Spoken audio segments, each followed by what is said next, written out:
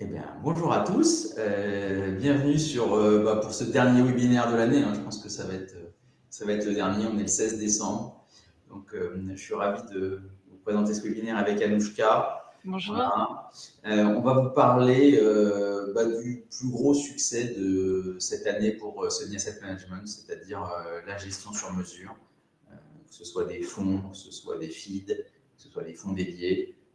C'est un vrai succès, c'est une activité qui a démarré chez nous maintenant il y a plusieurs années et j'ai envie de dire qu'on en tire la quintessence aujourd'hui. Donc, on va essayer de vous expliquer un petit peu pendant cette petite demi-heure comment on travaille, à quoi ça ressemble des fonds sur mesure chez Sony, c'est quoi un cahier des charges, qu'est-ce qu'on a envie de faire, c'est quoi le mode opératoire pour vous, pour nous, pour les clients. Enfin, voilà, c'est un sujet qui est extrêmement vaste, dans lequel on a beaucoup de retours d'expérience client. Et c'est aussi ça qu'on va essayer de vous montrer tout à l'heure. C'est un point qui est extrêmement important, c'est-à-dire que le plus important dans ce qu'on est en train de se dire là, c'est la preuve par exemple. Et vous montrer comment on a travaillé, quelles sont les différentes typologies de cahiers des charges qu'on a pu avoir. Et on va vite rentrer dans le détail pour vous dire un petit peu comment fonctionne cette activité chez Sony.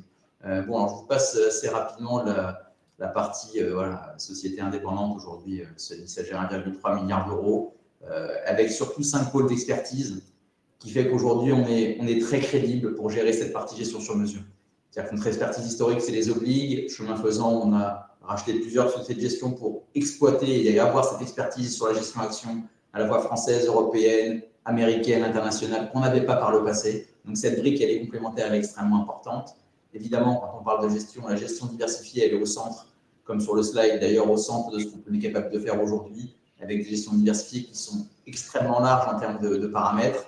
La gestion sur mesure, c'est de ce dont on va parler. Et après, la gestion de trésorerie stable d'entreprise, c'est un peu le lien avec la gestion sur mesure, parce que la gestion sur mesure chez Sony, elle a commencé en créant des fonds spécifiques pour gérer de la trésorerie d'entreprise quand les taux étaient à zéro. Donc, c'est un environnement et un appel d'Europe qui est extrêmement large, dans lequel on est extrêmement à l'aise, avec une équipe de 12 gérants. Et ça, c'est un autre point extrêmement important, parce que ça permettra, quand Anouchka vous racontera comment elle travaille, de bien comprendre comment on a placé cette partie gestion sur mesure au cœur de l'écosystème de Sony, entre les différentes expertises, crédit, taux, actions, US, Europe, France. Enfin, voilà, on est au confluent de tout ce qu'on est capable de faire chez Sony et c'est un point qui est extrêmement important. Alors, bien sûr, n'hésitez pas, vous avez un onglet en bas questions, donc n'hésitez pas à nous questionner pour expliquer comment ça marche, si vous avez des questions, des choses sur lesquelles on n'a pas été suffisamment précis. Alors, assez vite, pourquoi une solution sur mesure? Alors, il y a plein de raisons. La première, c'est qu'évidemment, l'environnement dans lequel on est de plus en plus compliqué. Voilà, donc l'environnement réglementaire est de plus en plus compliqué, l'environnement de gestion est de plus en plus compliqué, l'environnement macro est compliqué. Et c'est vrai que ces problématiques-là, qui sont le suivi des portefeuilles, la problématique, on va dire, administrative, le temps passé à réaliser des arbitrages dans un environnement réglementaire suffisamment cohérent, et la capacité à traiter tous les clients de la même manière, quand on a plusieurs contrats, plusieurs dates d'entrée, enfin, on voit bien, et il n'y a pas besoin d'en faire des heures, tout le monde a bien compris qu'il y avait une complexité administrative et que les solutions sur mesure permettaient de résoudre en grande partie l'ensemble des complexités administratives dans lesquelles on se trouve. Donc ça, c'est un premier point qui est validé par tout le monde, qui est évident, qui est essentiel et qui est un des vrais drivers pour se dire pourquoi on fait une solution sur mesure. Le deuxième point qui est extrêmement important, c'est que, évidemment, c'est un gain de temps, mais ce n'est pas que un gain de temps. C'est-à-dire que vous allez gagner du temps sur une partie, mais nous, dans la manière dont on travaille, on va vous demander d'en investir un bout quand même sur une autre partie en termes d'échange et de collaboration. Et ça, on va y revenir tout à l'heure parce que c'est un des points centraux de la manière dont on travaille ça chez Sony. Alors, bien évidemment, ça permet d'avoir des portefeuilles diversifiés, d'être extrêmement réactif.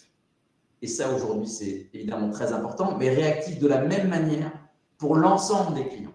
Et ça, c'est un autre point qui est essentiel, c'est qu'aujourd'hui, quand on veut faire un mouvement sur un portefeuille, c'est possible, sur 2, c'est possible, sur N, ça devient compliqué parce que les outils ne permettent pas forcément de le faire en temps réel de la même manière et de la même manière pour tout le monde. Donc ça, c'est un point important. L'autre point, c'est que ça permet d'avoir une compréhension de l'environnement de marché. Et ça, c'est l'échange régulier avec la société de gestion. Et bien évidemment, tout ça fait qu'on traite tous les clients de manière équitable et qu'en termes de service après-vente, on a une véritable visibilité sur ce qu'il y a à l'intérieur et sur comment ça fonctionne.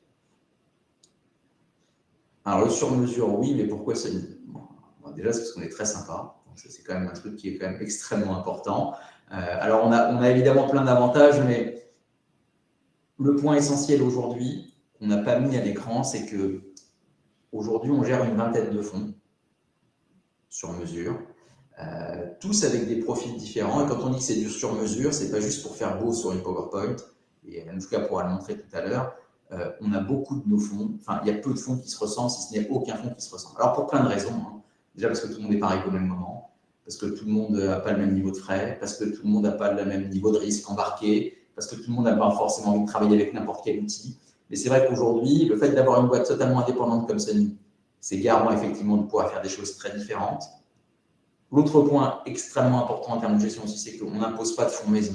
Voilà. Aujourd'hui, évidemment, si nos fonds sont meilleurs que les autres sur une thématique identifiée, on les proposera, mais on n'a pas d'obligation de mettre de fonds maison. Donc ça, c'est vraiment un point important. Et l'autre point important, c'est que c'est un vrai travail en mode collaboratif avec un vrai partage d'idées. Alors, ça veut dire quoi un travail en mode collaboratif? Ça veut dire que nous, on n'impose pas. Voilà. L'idée, c'est qu'à la fin, au bout de cette chaîne-là, il y a vos clients. Et c'est ça le point qui est extrêmement important, c'est qu'au bout de la chaîne, il y a vos clients. Et donc, il faut que ce que nous, on met en place en termes de gestion, vous soyez à l'aise d'un point de vue communication client et que ce que vous avez recommandé, vendu à vos clients, se retrouve dans la gestion que nous, on va faire à l'intérieur du véhicule. Donc, ce travail en mode collaboratif, il est essentiel. Et c'est pour ça, tout à l'heure, quand je disais, vous allez gagner du temps d'un côté, c'est sûr, mais il va falloir en investir un peu de l'autre, parce que nous, on va être souvent force de proposition. Vous allez être, dans quasi tous les cas, le conseil ou un conseil du fonds. Donc, on va pouvoir échanger sur la matière, et ça, c'est un point important, pour qu'à la fin, nous, on prenne des décisions dans un cadre dans lequel vous allez être confortable. Et c'est la raison pour laquelle ça doit fonctionner. Et ça, c'est un élément extrêmement important. Alors évidemment, aujourd'hui, on a essayé de bâtir un écosystème, une espèce de communauté entre les différentes personnes qui travaillent chez nous, voilà, entre les différents partenaires avec lesquels on crée des fonds dédiés. Et ce côté réseau un peu communautaire sur l'ensemble de ces fonds dédiés, c'est un truc qui marche extrêmement bien parce que tout le monde partage cet esprit de travail en mode collaboratif, parce que ça permet de communiquer de façon fréquente avec l'équipe de gestion et qu'au bout du compte, les différents professionnels avec lesquels on travaille communiquent aussi ensemble, à la fois sur les bonnes pratiques, pas forcément qu'en termes de gestion, mais sur les bonnes pratiques du métier. Et je trouve que ça, c'est un autre point complémentaire qu'on a mis en place. C'est qu'il se trouve que notre univers de conseillers en gestion de patrimoine indépendant ne communique pas forcément les uns avec les autres. Et il se trouve que le lieu commun aujourd'hui ici, c'est Sony. Et donc, les gens qui nous ont fait confiance d'une manière ou d'une autre se retrouvent au travers des valeurs qu'on est en train d'expliquer. Et donc, ça, c'est un autre élément important parce qu'on va les faire communiquer les uns avec les autres. Alors, évidemment, comme ils ont envie, ou ceux qui n'ont pas envie de le faire, on ne le fait pas. Mais l'idée, c'est de mettre tout ce monde-là ensemble pour que finalement, ça crée un esprit, effectivement, de communauté, pour que les gens se sentent confortables et puissent faire un échange d'idées. C'est comme ça qu'on progresse, parce que tout seul, on ne sert pas à grand-chose. Alors, comment aller implémenter la gestion? Bon, j'allais dire au hasard, non, ce n'est pas au hasard, mais on essaie de faire les choses bien. Alors, évidemment, le point extrêmement précis, c'est qu'on va définir un cadre global. C'est un cadre, ce n'est pas forcément l'élément le plus important, mais c'est d'essayer de bien comprendre ce que vous avez envie de faire et vers où vous avez envie d'aller. Nous, aujourd'hui, on a la capacité de faire plein de choses différentes en termes de capitalisation des revenus, en termes de périodicité de valorisation, en termes de frais, en termes d'horizon d'investissement, en termes d'objectifs de risque, de volatilité. Tout ça, c'est assez standard, entre guillemets, mais c'est le premier étage de la fusée, il est là. C'est est-ce que vous êtes à l'aise avec l'esprit du mode collaboratif qu'on vient d'exploiter tout à l'heure? Est-ce que vous êtes à l'aise avec ce qu'on aime faire? Et puis, est-ce que aussi vous allez être à l'aise avec ce qu'on n'aime pas faire? C'est-à-dire, nous, globalement, il y a des choses qu'on ne veut pas faire. Et ça, c'est un autre point qui est important. C'est-à-dire qu'on ne va pas vous imposer des choses, mais nous, on ne veut pas qu'on nous en impose non plus.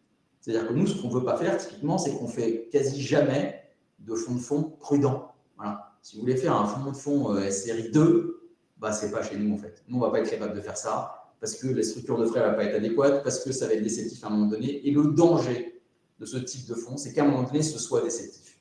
Voilà. Et pour pas que ce soit déceptif, il faut qu'effectivement, on soit dans un environnement, à la fois en termes de gestion, de confort et de palette d'outils de disposition qui soit le plus large possible, avec un niveau de risque qu'on soit capable d'identifier. Alors, c'est un SRI 3, 4, 5, 6, ce que vous voulez, mais le SRI 2, pour nous, n'est pas cohérent avec ce genre de choses. Et quand nous, on fait des fonds prudents, on en revient à ce qu'on disait au préalable tout à l'heure, c'est plutôt de la gestion de trésorerie stable d'entreprise. Et dans ce cas-là, c'est des fonds obligataires, mais c'est des fonds obligataires en ligne directe. Alors là aussi, on fait du sur-mesure, c'est un autre mode opératoire, c'est une autre manière de travailler, mais on en a fait aussi beaucoup de cette nature-là pour dire, OK, je veux chercher un truc prudent, on va le piloter en mode collaboratif de la même manière, avec le niveau de risque de la même manière, mais dans ce cas-là, on n'y mettra que des lignes directes obligataires et c'est un mode de travail qui est différent, qui existe chez nous, et on a une dizaine de fonds qui ressemblent à ça, et donc c'est un autre point important, mais ça ne rentre pas dans la vision globale de ce type de fonds de solutions sur mesure qu'on est en train d'évoquer avec vous. Alors, le cahier des charges. Est-ce que c'est toi qui prends la main à ce moment-là, Anouchka, pour rentrer un peu dans la cahier des charges et expliquer comment on met ça en place, ce que tu fais et comment ça marche? Avec plaisir, avec plaisir. Donc, en fait, une fois que on a commencé à se connaître, hein, société de gestion et CGP, qu'on s'est mis d'accord sur la création d'un fonds dédié ou d'ailleurs sur un autre support en gestion sous mandat, parce que le principe reste quand même le même sur la partie assurance vie française, luxembourgeoise, PEA, etc. Donc, on est d'accord sur l'enveloppe globale et sur le profil du risque du client ou des clients, si c'est un fonds dédié, on va établir un cahier des charges dans lequel on va déterminer ensemble si vous avez plus d'appétence pour intégrer des lignes directes, c'est-à-dire des actions, des obligations, des fonds, des ETF, pas de fonds, que des ETF pour réduire les frais, ou faire des futurs, des couvertures via des options vanille. Voilà. On va voir ensemble le champ des possibles. Et ce champ des possibles, bien sûr, apparaîtra dans le prospectus du fonds, où on va essayer, nous, enfin, ce qu'on aime faire chez Sony, c'est quand même d'essayer de conserver dans le prospectus les bornes d'investissement les plus larges possibles, hein, pour qu'on se laisse quand même un univers d'investissement et assez intéressant et dans lequel on peut quand même avoir cette flexibilité et cette réactivité dont a parlé Christophe. Et ensuite, nous, on va revenir, on va étudier ces bornes et ce cahier des charges. Donc, je ne vais pas l'étudier seul, je vais aussi faire le tour de l'équipe de gestion, comme l'a dit Christophe. Donc, moi, je suis dans l'open space au milieu de l'équipe de gestion. Donc, à côté de moi, il y a l'équipe obligataire. En face de moi, il y a les equity américaines. Puis, à côté encore, il y a les equity européennes. Donc, voilà, on va échanger en fonction de ce cahier des charges. Et je vais vous revenir avec Christophe sur une proposition d'allocation personnalisée. Et si celle-ci convient, et ben on va pouvoir construire tout de suite un portefeuille, bien évidemment, commencer à investir dans les marchés financiers, mais bon, nous, on va toujours préférer, bien évidemment, de rentrer en plusieurs fois, puisque, comme vous le savez, c'est assez volatile, et souvent, quand les portefeuilles sont en construction, il va falloir quand même franchir certaines étapes d'AUM pour pouvoir quand même rajouter du risque dans les portefeuilles. Et concrètement, comment ça se passe par la suite? Donc là, voilà, on arrive, on a un premier portefeuille. Bien évidemment, ce portefeuille doit évoluer avec les marchés financiers qui évoluent toute la journée. Nous, chez Sony, on a mis en place plusieurs choses. C'est notre méthodologie de travail intra-Sony. Puis après, je vais vous expliquer la méthodologie de travail entre le CGP et Sony AM. Donc, nous, on a plusieurs comités. Les comités hebdo, hein, tous les lundis matins, parce qu'il se passe quand même des choses le week-end, on ne dirait pas, mais il se passe souvent, surtout depuis qu'on a Donald Trump au pouvoir, pas mal de choses le week-end. Donc, on échange les lundis matins, toute l'équipe de gestion, sur ce qui s'est passé pendant le week-end. Est-ce qu'il y a des choses à mettre en place dans les portefeuilles? Oui, non. Est-ce qu'il y a des choses qu'on devrait sortir, réintégrer? Bon, voilà, on échange. Et ça, c'est de façon hebdo. Ensuite, tous les mois, là, c'est le gros comité mensuel de chez Sony, qui dure quand même 1 à 2 journées, hein, globalement. Et là, on fait un comité global le matin, et puis l'après-midi, des comités plus spécifiques, spécifique equity, spécifique obligataire et spécifique allocation. Et on va, in fine, aboutir sur des portefeuilles modèles qu'on fait vivre hein, au sein d'un outil que je vais vous partager après. Et à partir de là, on va intégrer soit des lignes directes, soit des obligations, des ETF et des fonds. Et moi, derrière, je vais vous rappeler hein, tous les CGP pour qui on a des fonds dédiés. On va dire en ce moment, nous, on va... Un exemple typique, on va surpondérer l'Inde sur la partie émergente et on va préférer tel support pour telle et telle raison. Est-ce que ça pourrait rentrer dans votre cahier des charges puisque initialement on avait dit qu'on ne mettait pas d'émergent ou autre chose et je vais essayer de vous apporter en tout cas une plus-value grâce à ce qu'on s'est dit chez Sony. Et vous, en tant que conseil, vous allez pouvoir me dire, non, écoute, Anouchka, nous, l'Inde, on n'en veut pas parce que nos clients ont été déjà investi en 2024 et ils ont subi toute la baisse, donc on préfère ne pas en avoir dans les portefeuilles. Donc, moi, je vais me le noter et vous n'en verrez jamais apparaître dans votre portefeuille. Ou alors, par exemple, on va rentrer sur le secteur de l'automobile. On trouve qu'il y a une opportunité sur Stellantis et je vais vous dire, voilà, nous, on rentre Stellantis dans nos fonds 100% equity européenne. Est-ce que ça vous intéresse? Et vous allez me dire, non, nous, on a beaucoup de produits structurés sur Stellantis, donc on ne pourra pas en rajouter en plus dans le fonds dédié parce que ça ferait trop de poids pour le client final. Voilà. Donc, nous, on essaie de vous communiquer nos idées de gestion, de vous les expliquer. Et après, par contre, voilà, comme je vous l'ai dit, comme l'a dit Christophe, on va prendre en compte vraiment le cahier des charges qu'on s'était déterminé au début et qui peut évoluer voilà, en fonction de la volatilité, des mouvements de marché et de ce qu'on pourrait intégrer dans le futur dans le portefeuille. Alors, ce que Yann dit là, c'est extrêmement important. C'est-à-dire qu'aujourd'hui, une des forces de Sony, eu égard à tout ce qu'on a expliqué depuis le début sur la flexibilité, la taille de la gamme et des expertises chez Sony, nous, on est vraiment force de proposition au sens propre du terme. C'est-à-dire que des idées, on en a tout le temps. Que ce soit des actions, que ce soit des ETF, que ce soit des zones géographiques. Et donc, l'idée, c'est ça qui va être alimentant. Alors, évidemment, on ne va pas s'appeler tous les jours. Mais comme des idées, on en a très régulièrement, on va les pousser, ces idées-là, dans un environnement, effectivement, de zone de risque expliqué à Anushka tout à l'heure. Ça, c'est un point extrêmement important. Et comme systématiquement, dans le cadre du travail en mode collaboratif, vous êtes conseil du fonds, vous avez le droit aussi de nous interroger sur des sujets sur lesquels vous avez envie d'avoir notre avis.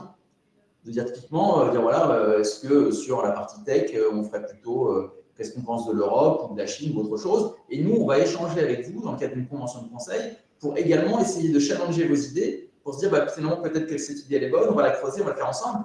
Et tout ça, ça se fait en live. Ça va vite. C'est pas, attendez, on verra le comité du mois prochain pour voir si c'est possible, si c'est éligible, patati patata. Non, c'est pas comme ça que ça marche. C'est-à-dire qu'on parle de flexibilité, c'est au sens propre du terme. C'est oui, non, on réfléchit, boum, et on se rappelle dans l'heure, le lendemain, et c'est pas plus tard que ça. Et même, le marché ne vous attend pas. Voilà, et même pour dire mieux, on a déjà eu plusieurs fois le cas de clients qui m'appellent en me disant qu'est-ce que tu penses de cette valeur? Et là, je passe le téléphone directement au gérant qui suit la valeur. Ça arrive très souvent. Hein. Donc, l'idée, c'est, comme moi je suis au milieu de l'open space, que tous les gérants sont et sympas et très compétents. On peut répondre assez rapidement à vos interrogations. Donc là, vous avez la big picture. Et après, ce qui peut aussi vous intéresser, c'est la valeur ajoutée que peut avoir Sony en dehors des lignes en direct. Bon, ça, vous connaissez, sur la partie sélection de fonds et d'ETF. Donc, nous, on utilise à la fois des outils quantitatifs que vous connaissez tous, hein, par exemple Cantalis ou Morningstar, mais aussi des outils quantitatifs que nous, on a développés en interne qui nous permettent de screener l'univers des fonds et d'aller chercher les meilleurs fonds à moindre frais. On en parlera un petit peu après, mais il y a quand même le sujet value for money qui peut vous titiller là en nous écoutant parler. Nous, on a tous les outils adéquates pour faire cette sélection. Donc, le but, nous, ce qu'on aime bien, c'est quand même essayer de sélectionner, que ce soit sur les ETF ou sur les fonds, des briques assez pures, parce que pour qu'il y ait de la lisibilité, de la transparence pour le client, mais encore, ce n'est pas obligatoire. Hein, si on utilise certains fonds un peu plus global, comme par exemple Picmal Newton ou Erco Valor, ça nous arrive. Voilà, on n'a pas de sujet là-dessus, mais l'idée quand même, c'est d'essayer de créer des portefeuilles lisibles et transparents et que vous soyez vous-même à l'aise avec vos clients pour pouvoir retranscrire ce qu'il y a dans les portefeuilles, dans votre fonds dédié, de façon facile et lisible pour vos clients. Je vais partager mon écran. Hop.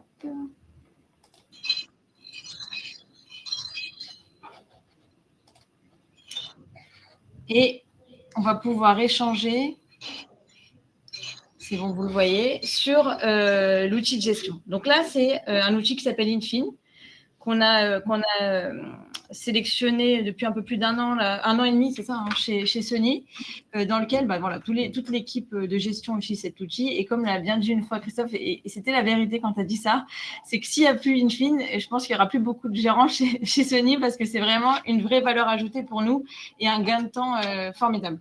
Donc cet outil, là par exemple, je me suis mis sur un des fonds dédiés qu'on gère. Voilà, j'ai la visibilité sur le fonds dédié. Tous les fonds que je gère sont sur le côté. Donc voilà, il y a un accès assez rapide pour switcher d'un fonds à l'autre.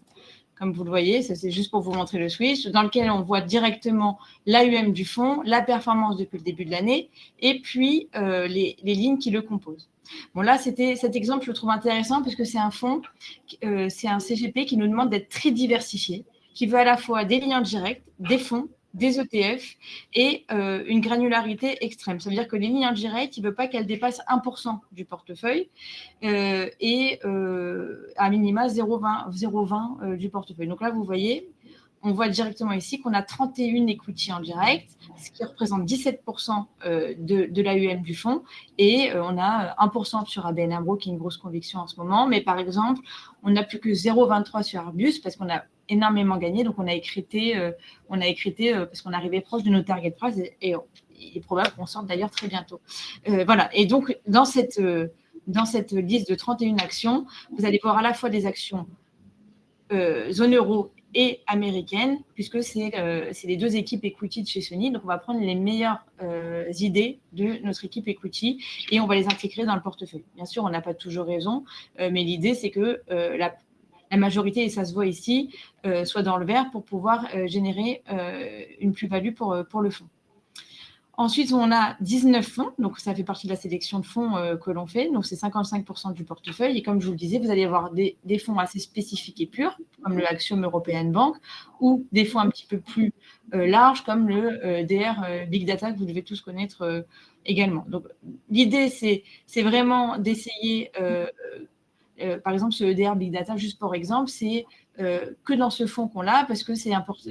Au moment de création de ce fonds dédié, le CGP en avait partout dans ses allocations et il voulait le revoir, puisqu'il allait le vendre dans ses allocations, le voir dans le portefeuille. Donc, on l'a intégré dans le portefeuille pour lui, et parce que c'est un très bon fonds et qui sort dans nos screenings, d'ailleurs, quantitatifs, dans les meilleurs fonds du secteur par rapport à sa volatilité. Vous allez retrouver des ETF.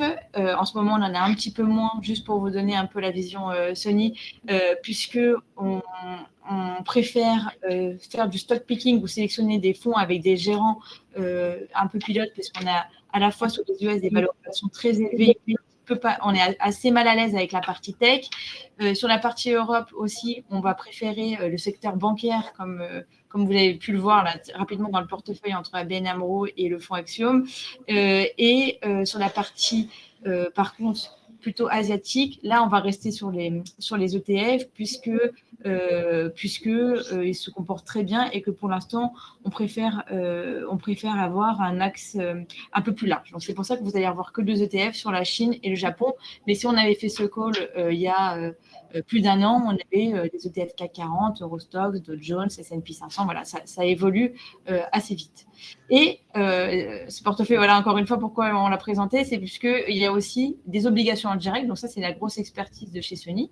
Et à partir d'un certain AUM, c'est-à-dire environ 5 millions d'euros pour un fonds dédié, on peut se permettre de mettre des obligations en direct et avoir une certaine granularité et pour réduire notamment les frais dus à Value for Money. Et dernier passage, c'est sur les futurs. Donc ça aussi, on peut le faire. Et on va décider de couvrir le portefeuille soit en termes de marché. Par exemple, ici, on short des futurs S&P 500. Donc, on couvre la partie US pour 5% du portefeuille, mais on peut le faire sur le Nasdaq, on peut le faire sur l'Eurostoxx et aussi on peut faire des couvertures sur le change. Ce n'est pas le cas dans ce portefeuille, mais il y en a d'autres sur lesquels on le fait. Par exemple, sur celui-ci. Donc, c'est un tout autre portefeuille qui, lui, veut avoir un biais tech. Donc, si vous regardez un petit peu au ligne à ligne, vous allez voir qu'il y a quand même un biais tech et un biais US, même si nous, aujourd'hui, on est un petit peu sous-pondéré sur les US, c'est dans le cahier des charges. Donc, il est complètement différent de celui que je viens de vous présenter. Donc, il y a beaucoup moins de lignes en direct et quelques fonds. Et sur celui-ci, donc comme par contre, on est quand même craintif, on a shorté le Nasdaq pour 8%, on en a bien évidemment parlé au CGP, on lui a expliqué pourquoi on était un peu plus craintif sur cette fin d'année, et on a shorté pour 8% le Nasdaq, et depuis, ça c'est depuis début d'année, on couvre, bon là on a roulé donc ça se voit pas, on a l'impression qu'on n'a rien gagné sur la couverture euro-dollar, mais on le couvre depuis le début de l'année et ça a été un des plus forts contributeurs sur la performance de ce fonds. Parce qu'effectivement, si on regarde la performance du Nasdaq en euros, c'est pas très glorieux en year to date parce qu'on perd plus de 15% sur la parité euro-dollar. Et donc là, le fonds est quand même à plus 5% de net de frais, sachant qu'il est très investi sur la partie tech US. Puis un dernier exemple qui pourrait être intéressant à partager. On a aussi, par exemple, celui-ci. On en a beaucoup des fonds. Hein. On a un autre fonds, par exemple, celui-ci, Objectif Mont Blanc, qui, pareil, lui, il ressemblera plus à nos portefeuilles modèles, puisqu'il n'a pas le biais tech, il n'a pas le biais grosse diversification du portefeuille.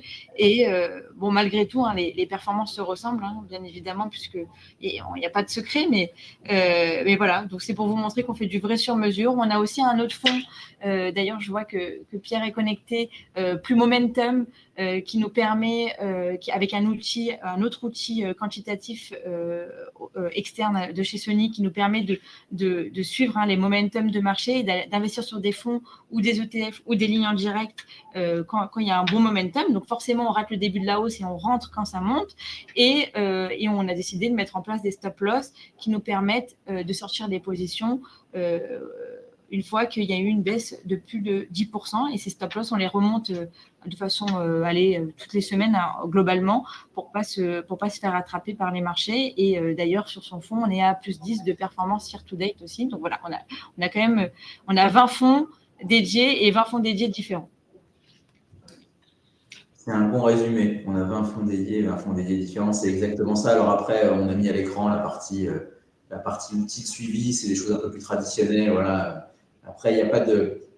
C'est un format qui est relativement libre. C'est-à-dire que il n'y a pas de… Enfin, ça va dépendre en fait de comment vous voulez communiquer sur le sujet. Parce que l'outil de communication, c'est un autre point important. C'est-à-dire que si on veut faire un fonds sur mesure, il faut aussi passer par la case qu'est-ce que je veux en faire en termes de communication client. Alors là, on n'a pas pu vous montrer tout ce qu'on est capable de faire, mais en termes de communication client, on est capable de faire beaucoup de choses. En termes de présentation, en termes d'outils, en termes de suivi. Enfin, on est capable de construire des choses vraiment aussi sur mesure en fonction de la manière dont vous avez envie de communiquer avec le client.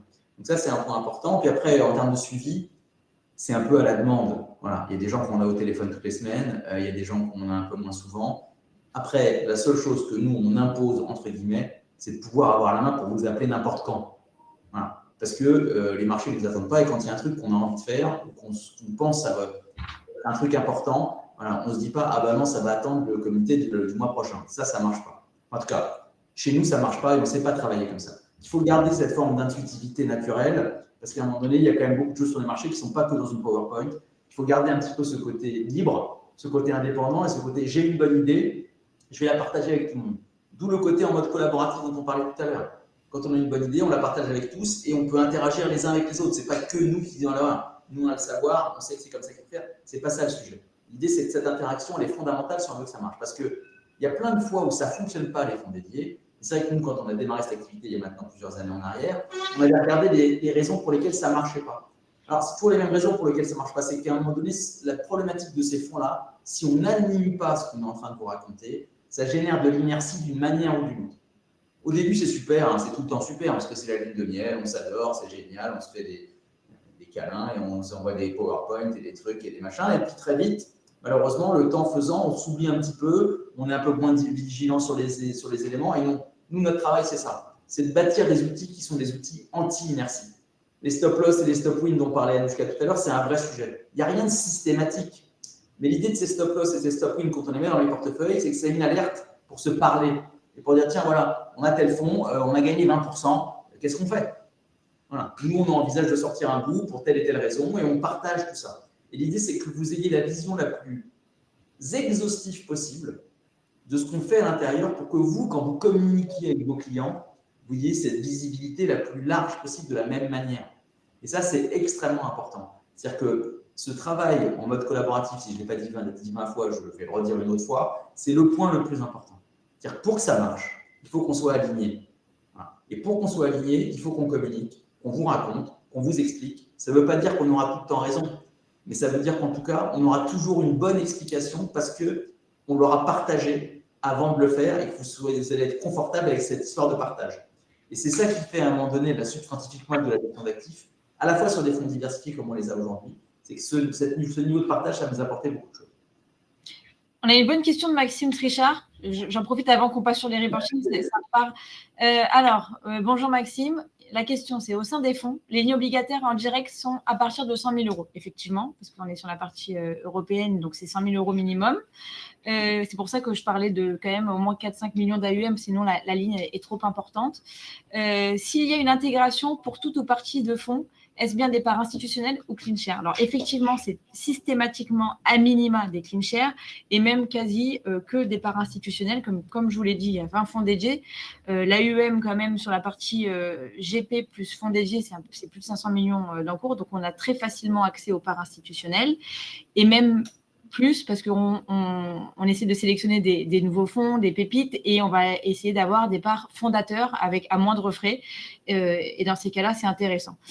En dehors de ça, on a même réussi à négocier avec certaines maisons qu'on n'a pas eu accès à la part fondateur puisque on est rentré après, des rétros sur les parts institutionnelles qu'on réintègre dans les fonds. Ce n'est pas bien sûr ni pour ce ni pour le CGP.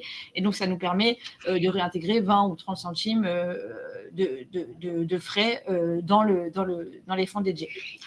Et juste pour monitorer tout ça, parce que ça revient quand même sur le sujet value for money. Donc, si je vous repartage rapidement mon Infin en grand, on peut le faire sur Infin, notamment dans analyse.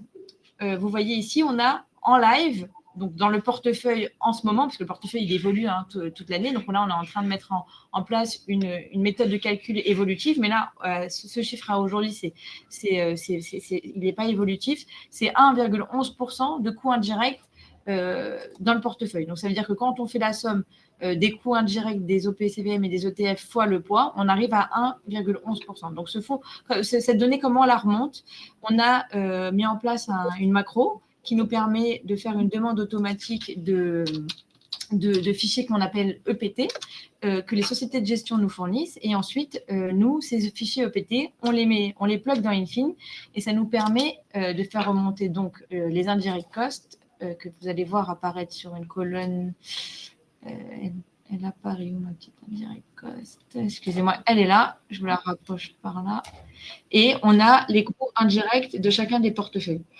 Donc voilà, ça montre qu'on fait bien notre travail, puisque là, ils sont tous remontés dans le portefeuille. Donc forcément, bon, là, par exemple, c'est le Axiom qui est plus cher, parce que les bancaires, vous savez qu'il y a des frais de transaction financière, en plus des frais de gestion et en plus des comme de surperf, parce qu'ils sont excellents. Donc forcément, on sait que c'est le plus cher. Donc si à un moment donné, on se dit, on a un problème value for money, on veut réduire nos frais, on sait tout de suite que c'est sur ce support, on va pouvoir réduire de façon quand même assez conséquente les frais indirects ou alors sur le H2O multibond, etc. Donc voilà, ça, c'est monitoré chez nous et on fait très attention à ce genre de choses. J'espère avoir bien répondu à ta question, Maxime. Alors, oui, en termes d'outils, je vais aller dans le sens d'Anouchka. C'est-à-dire que cet outil Infin qu'on vous a montré, évidemment, ça coûte un peu d'argent. C'est certainement le meilleur outil de la place en termes de passage d'ordre, en termes de suivi, ce qu'on appelle un OMS-PMS. Et surtout, c'est un élément qui est extrêmement puissant pour nous parce qu'un des risques, quand on gère ce type de fonds, c'est un risque d'exécution. Là, quand elle passe un ordre, c'est en live, c'est tout de suite. C'est-à-dire que ce n'est pas on attend demain matin parce que ceci, parce que cela. Non, non. C'est en termes d'exécution, je vais dire, c'est la perfection. Mais pour que ce soit parfait en termes d'exécution, pour que les outils soient à la disposition des équipes de gestion, et cet outil-là, honnêtement, qui coûte une fortune, on sait pourquoi on investit dans cet outil, on sait ce qu'on peut en faire. Et donc ça permet effectivement d'avoir beaucoup de visibilité et d'avoir une réponse ultra simple à toutes les questions qu'on peut se poser au quotidien. On parlait de transparence tout à l'heure, c'est un outil de transparence qui est fondamental.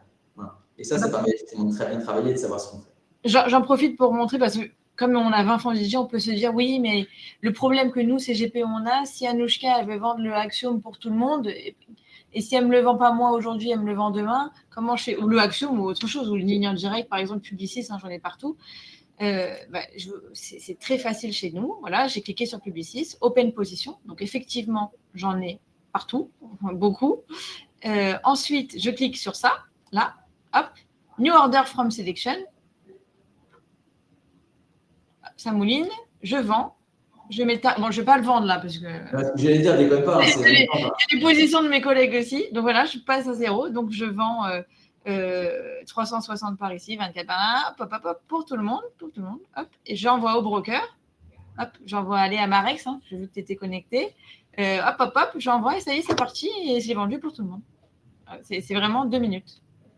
Même pas, je sais pas. Voilà. Non, c'est moins de 2 minutes. Non, mais c'est un très bon outil. Et voilà, et là, vraiment, on rentre dans la machinerie. Mais voilà, là, je suis rentrée dans le détail de chez Detect. Non, mais cette notion d'exécution, c'est extrêmement important et c'est aussi pour ça que ça marche. Et que globalement, le niveau de satisfaction des clients Sony sur cette partie-là, il est optimal. Et c'est pour ça qu'évidemment, on continue de se développer sur cette partie-là. Maintenant, après, on va conclure. Mais bon, voilà, les fiches produits, on a plein de choses à vous raconter. Mais le point important, c'est que pour que ça marche, il faut partager cette philosophie qu'on vient de vous exprimer. C'est-à-dire que nous, ce qui nous intéresse quand même, c'est des gens qui s'intéressent à la matière.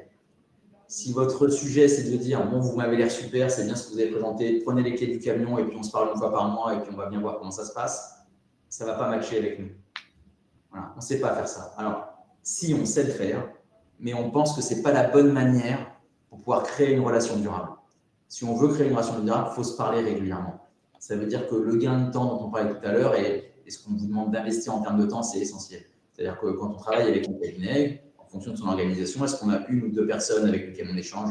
Peu importe, mais il faut qu'on ait quelqu'un, quelques-uns, mais pas trop non plus, pour pouvoir échanger, se parler et faire vivre tout ça. Et on s'aperçoit que c'est la raison pour laquelle ça marche.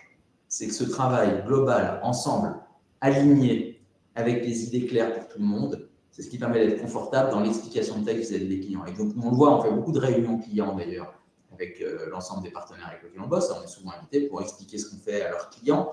Et ce qu'on vous explique là, on peut l'expliquer de la même manière avec les clients. C'est-à-dire que c'est facile à comprendre. Il y a beaucoup de bon sens dans tout ça. Et j'ai envie de dire, quand le bon sens est au cœur de l'univers des produits financiers, c'est plutôt une bonne nouvelle, parce que ce n'est pas tout le temps le cas. Voilà. L'idée, ce n'est pas d'essayer de réinventer la roue et de vous dire, vous allez voir, on va vous montrer qu'on va faire les meilleures perfs et patati. Ce n'est pas ça. L'idée, c'est de cadrer avec une réalité qui est la vôtre et la réalité du discours que vous avez tenu avec vos clients. Si on arrive à faire ça, on a gagné. Et ça marche très bien. Et c'est super.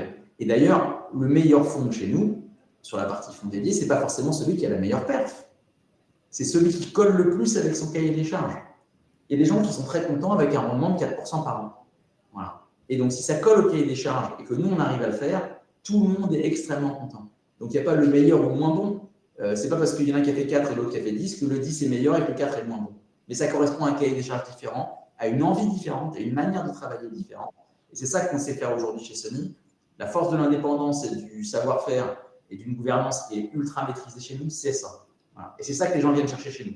Voilà. Bon, maintenant, si vous n'aimez pas ça, raccrochez, qu'est-ce que je vous dis? On se reparlera à un autre moment pour faire d'autres choses. Mais je trouve que cet accélérateur qu'on a réussi à mettre en place autour de ça, il est lié à tout ce qu'on est en train de se dire. Voilà. Écoutez, j'espère que vous avez passé un bon moment. 15h38, 38 minutes, c'est pas mal, un peu de dépassement, mais on pourrait parler des heures et des heures et des heures sur cette partie-là parce qu'il y a beaucoup de choses à faire. Maintenant, bien évidemment, si vous voulez aller plus loin, évidemment, il faut nous appeler. Il faut qu'on se parle une première fois, une deuxième fois, une troisième fois, une cinquième fois s'il faut, parce qu'après, on a beaucoup de choses à se raconter, il y a beaucoup de choses à discloser pour qu'on puisse avancer pour toutefois, si vous avez envie d'aller un peu plus loin sur ces sujets-là. Voilà, écoutez, je crois qu'on vous remercie. Passez une bonne fin de journée, des bonnes fêtes, parce qu'elles approchent. Hein. Bientôt, c'est la trêve des confiseurs. On sera quand même continuer d'être connectés, nous, parce qu'on a quand même beaucoup de travail. Donc, merci à vous, merci pour votre attention, et puis n'hésitez pas à nous revenir auprès d'Anouchka, de Paul ou de moi si vous avez des questions complémentaires et si vous voulez qu'on aille un peu plus loin dans l'ensemble de ces précisions qu'on vient d'avoir aujourd'hui. Merci à vous, bonne fin de journée, bonne fête et à bientôt. Merci, au revoir.